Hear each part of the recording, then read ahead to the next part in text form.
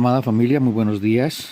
Dios les bendiga. Hoy es mayo 10 y el devocional de hoy tiene por título La marca de la verdadera piedad. Y el texto base se encuentra en 1 de Pedro capítulo 5, versículo 5. Dice la palabra del Señor. Igualmente, jóvenes, estad sujetos a los ancianos, y todos sumisos unos a otros, revestidos de humildad, porque Dios resiste a los soberbios y da gracia a los humildes. La verdadera piedad crece en el terreno de la humildad. Quizás tengamos dones increíbles, habilidades sorprendentes, aspiraciones gigantescas, una pasión tremenda y la diligencia más tenaz, y hasta podríamos aparentar ser exitosos y útiles, pero todo esto no sirve de nada sin humildad. Así pues, ¿qué es la humildad?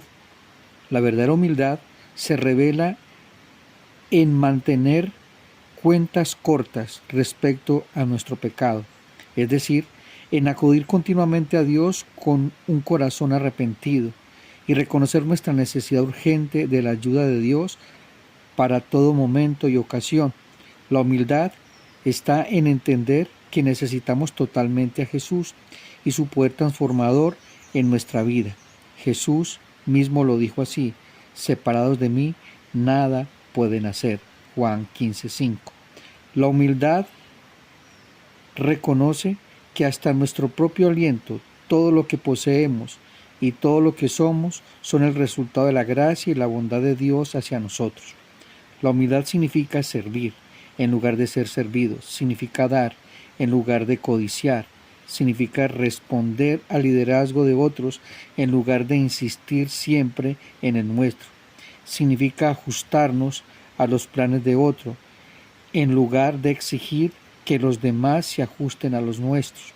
No obstante, la humildad de los que sirven a Cristo no es una simple ausencia de orgullo ni una conciencia de los límites. Lo contrario del amor propio no es el menosprecio propio, sino más bien el amor por Dios. La respuesta a nuestra vanidad no es odiarnos a nosotros mismos, ni negar los dones que Dios nos ha dado.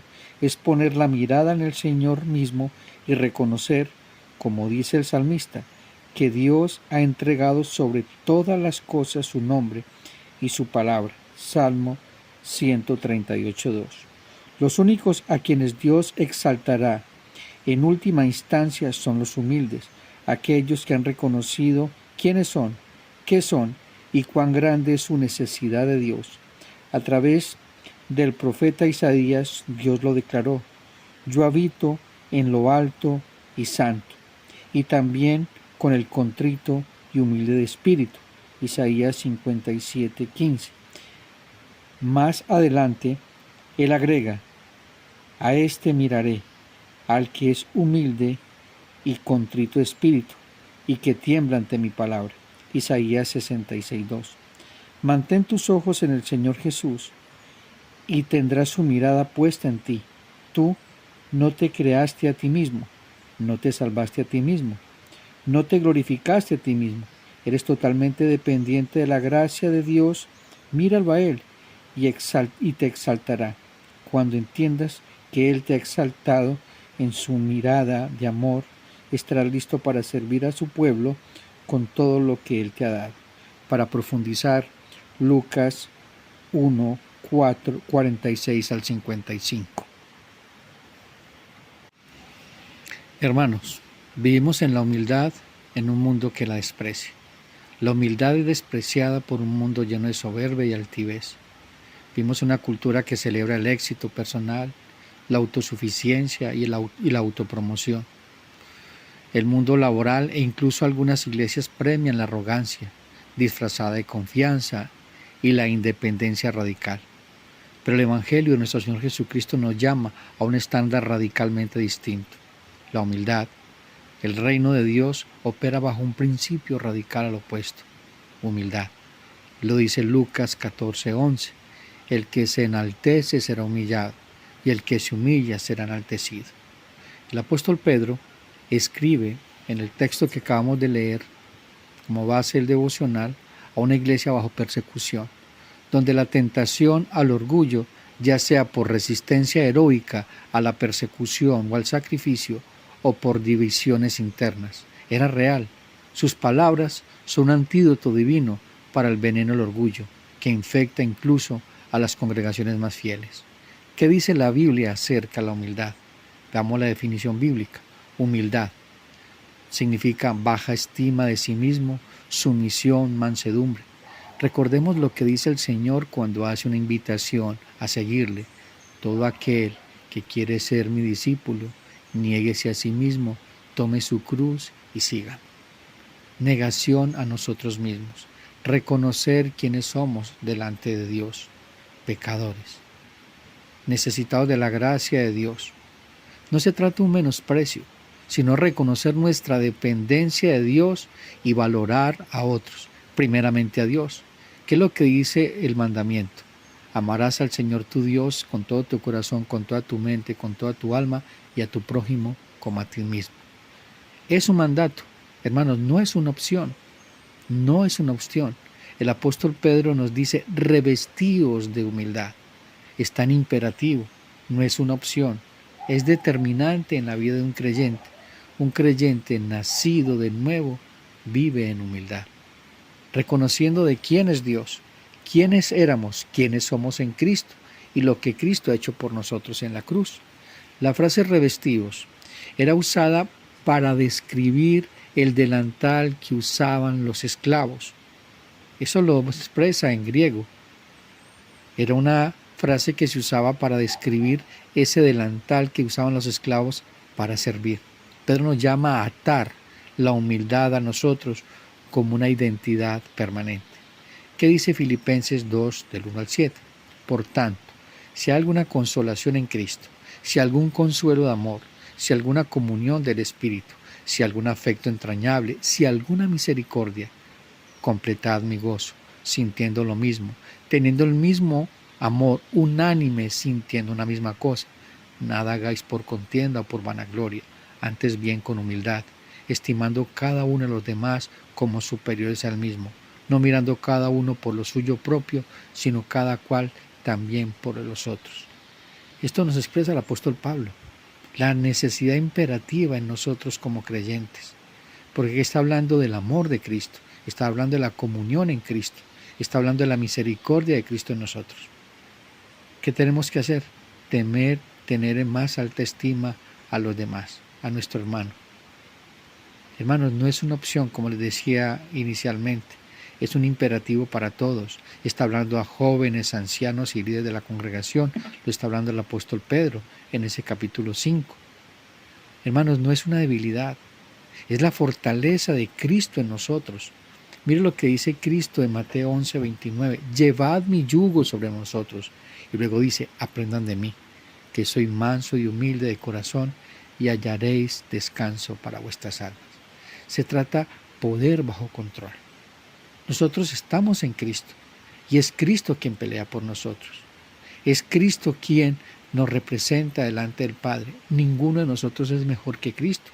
Ninguno de nosotros es menos pecador que otros. Entonces miremos a nuestro hermano a través de Cristo para entender de la gracia de Dios y la necesidad de ella misma.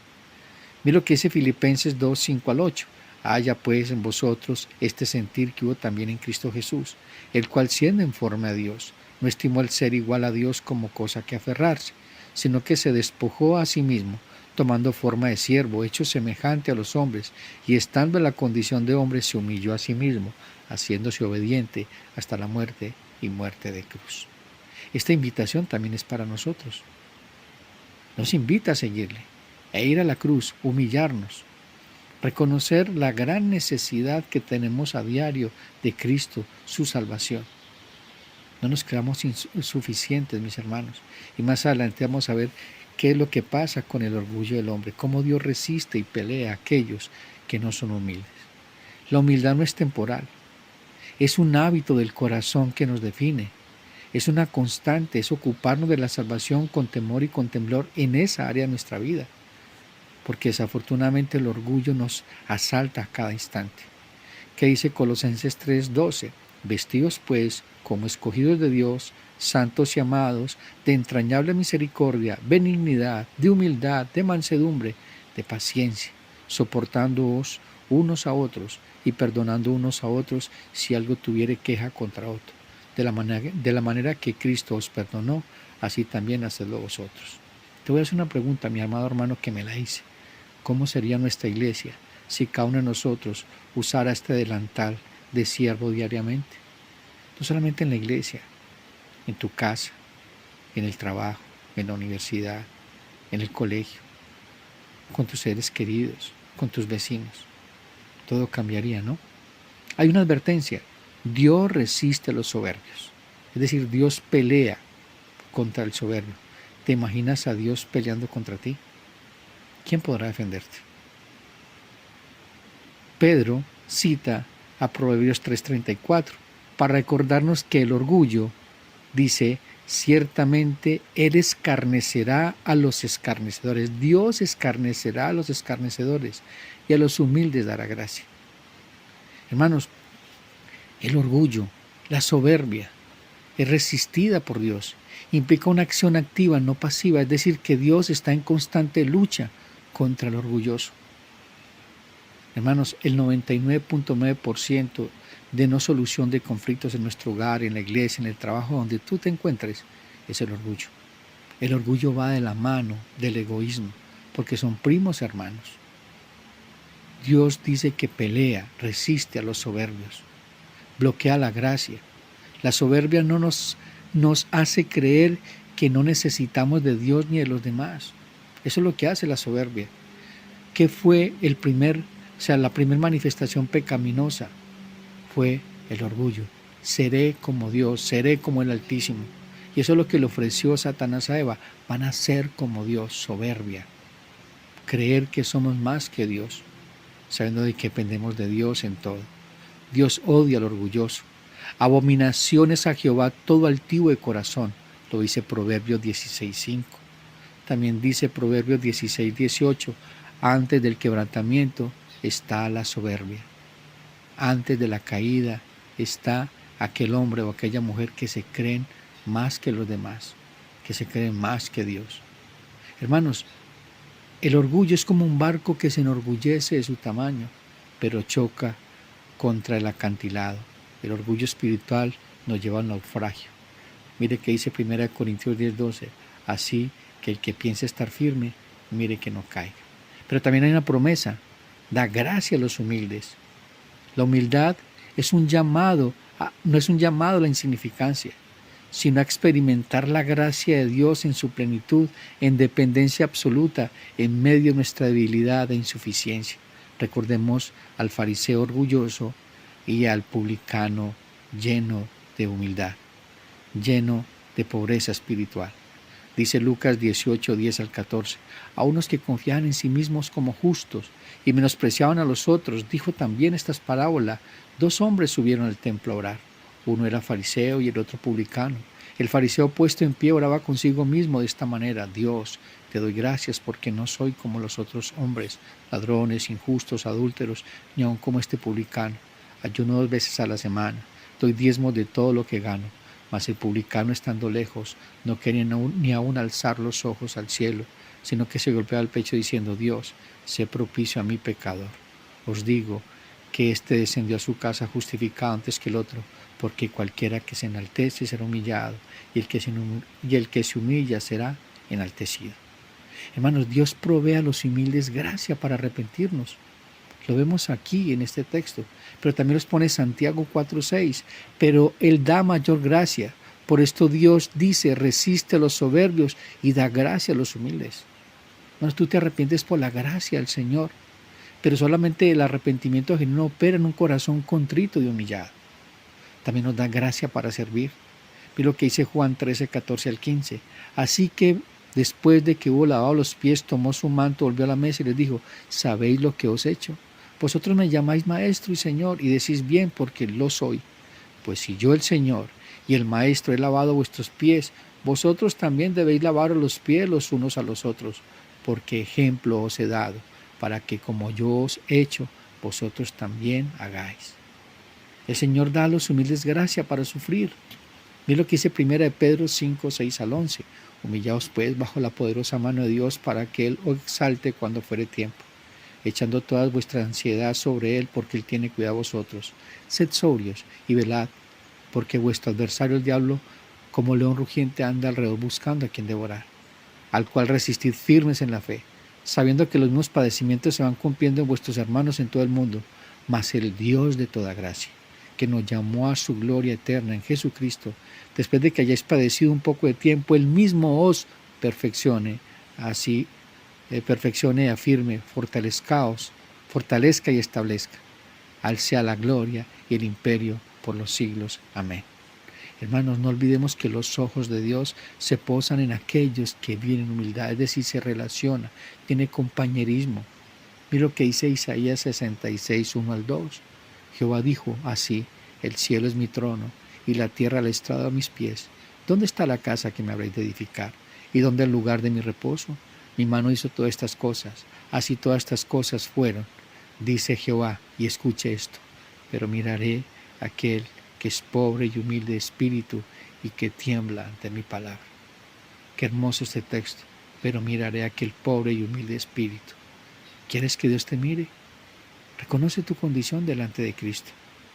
Y temblamos ante la palabra del Señor, reconociendo de que Él es el Dios eterno y que está sentado en su trono y que la tierra es el estrado a sus pies y que nos ha llamado a ser sus hijos y que pastorea nuestro corazón. No nosotros mismos nos pastoreamos. Como dice el Salmo 115, no a nosotros, oh Dios, no a nosotros, sino a tu nombre da gloria. Y recordemos que ese salmo habla acerca de la idolatría, cuando nos adoramos a nosotros mismos, cuando creemos que somos autosuficientes. Siempre necesitamos de Dios todo el tiempo. Hermanos, ¿qué aplicación tendríamos para nuestra iglesia? O una iglesia que quizás sea autosuficiente. En el liderazgo, a los ancianos deben guiar con humildad. 1 Pedro 5, 1 al 4. Ruego a los ancianos que están entre vosotros, yo anciano también con ellos, testigo de los padecimientos de Cristo, que soy también partícipe de la gloria que será revelada, apacentad la grey de Dios, que está entre vosotros, cuidando de ella no por fuerza, sino voluntariamente, no por ganancia deshonesta, sino con ánimo pronto, no como teniendo señorío sobre los que están vuestro cuidado, sino siendo ejemplo de la grey, y cuando aparezca el príncipe de los pastores, vosotros recibiréis la corona incorruptible. A la iglesia, sumisión mutua los unos a los otros, porque esto destruye jerarquías humanas. Mateo 20, 20 al 28 dice: entonces se le acercó la madre de los hijos de Zebedeo con sus hijos, postrándose ante él pidiéndole algo, y le dijo: ¿qué quieres? Y ella dijo: ordena que en tu reino se sienten estos dos hijos míos, uno a la derecha y otro a la izquierda. Entonces Jesús respondió, dijo: no sabéis lo que pedís. ¿Podéis beber del vaso que yo he de beber y ser bautizados con el bautismo con que yo soy bautizado? Ellos le dijeron: podemos. Y les dijo: a la verdad, de mi vaso beberéis, y con el bautismo que yo soy bautizado seréis bautizados. Pero el sentarnos a mi derecha y a mi izquierda no es mío darlos, sino aquellos para quienes está preparado por mi Padre. Cuando los 10 oyeron esto, se enojaron contra los otros 2 hermanos. Entonces Jesús, llamándolos, dijo: ¿sabéis que los gobernantes de las naciones se enseñorean de ellas, y que los que son grandes ejercen sobre ellas potestad? Mas entre vosotros no será así, sino que el que quiera hacerse grande entre vosotros será vuestro servidor, y el que quiera ser el primero entre vosotros será vuestro siervo. Como el Hijo del Hombre no vino para ser servido, sino para servir y para dar su vida en rescate por muchos. En nuestra vida personal, confesar el orgullo es el primer paso hacia la libertad. Ve lo que dice Proverbios 28:13. El que encubre su pecado no prosperará, mas el que los confiese y se aparte alcanzará misericordia. Bienaventurado el hombre que siempre teme a Dios, mas el que endurece su corazón caerá en mal. Para concluir, amados hermanos, la cruz es nuestro modelo de humildad. Cristo, siendo Dios, se despojó de sí mismo. Lo leímos en Filipenses 2, 6 al 8. Se despojó de sí mismo. ¿Y qué hizo? Sufrió la cruz por nosotros. Si Él, siendo Señor, lavó los pies de sus discípulos, si Él, siendo Dios, se despojó de sí mismo para morir por nosotros en la cruz, ¿qué excusa tenemos nosotros para el orgullo? Hay una frase que me impacta mucho de C.S. Lewis que dice: la humildad no es pensar menos de ti mismo, sino pensar menos en ti mismo. Que estas palabras, mis amados hermanos, lleve a arrodillarnos ante el Señor para que Él nos levante en un tiempo oportuno. ¿Estamos dispuestos a dejar que Dios nos despoje de nuestra autosuficiencia para revestirnos de Cristo? Meditemos en esto, amados hermanos, el día de hoy. Preparemos nuestro corazón para presentarnos delante de Él el domingo, celebrando el Día del Señor, es decir, mañana. Evaluemos nuestra vida y meditemos y actuemos conforme al Evangelio. Mis hermanos, textos para el día de hoy: la Biblia en un año, números 35 al 36 y Mateo capítulo 5, del 1 al 26. Dios les bendiga, un fuerte abrazo.